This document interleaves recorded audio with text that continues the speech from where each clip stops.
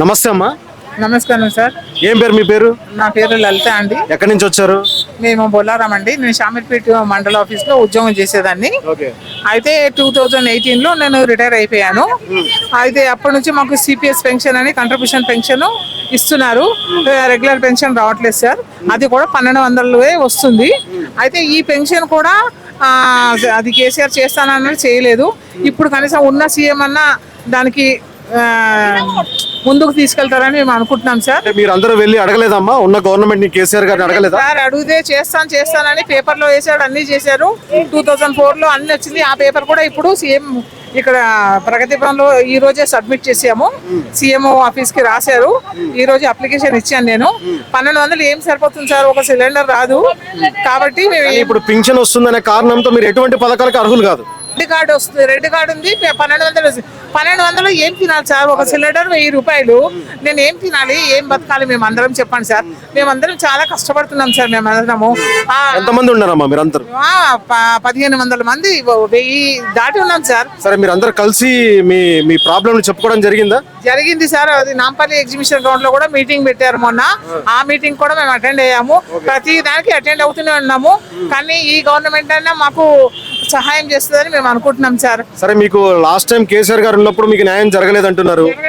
చాలా సార్లు వేడుకున్నారు కూడా అని చెప్పేసి అంటున్నారు. సరే, ఇప్పుడు ఈ గవర్నమెంట్ మీకు వచ్చిన తర్వాత ప్రజావాణి అనే కార్యక్రమాన్ని పెట్టి లోపల వరకు వెళ్ళే కూడా ప్రయత్నం చేస్తున్నారు. ఇప్పుడు ఆ ప్రజావాణిలోనే అప్లికేషన్ కూడా ఇచ్చాం సార్.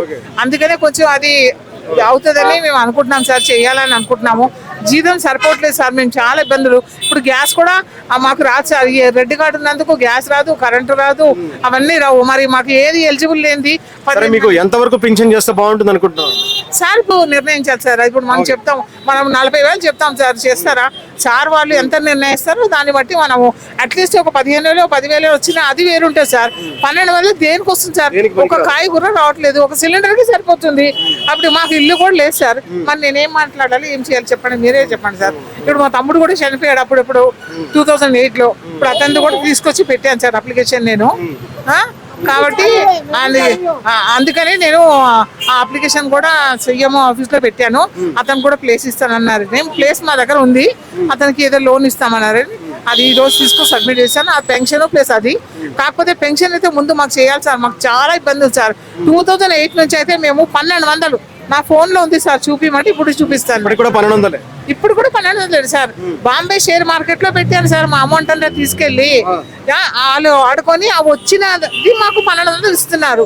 3 లక్షలు ఉంది సార్ అక్కడ మాది, నా ఒక్కదాంది. అట్లా 1500 మంది, 1500 అట్లా చాలా మంది ఉంది సార్. కొంతమంది అయితే తీసుకోకుండానే చనిపోతున్నారు.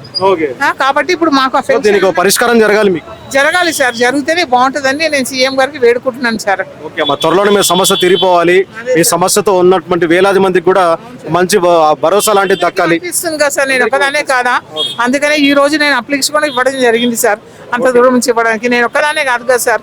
వేలాది మంది ఉన్నారు. అందరికీ కావాలని నేను కోరుకుంటున్నాను సార్. ఓకే అమ్మా, ధన్యవాదాలు. త్వరలోనే మీ సమస్య తీరిపోవాలని చెప్పేసి. సరే సార్, థ్యాంక్ యూ సార్.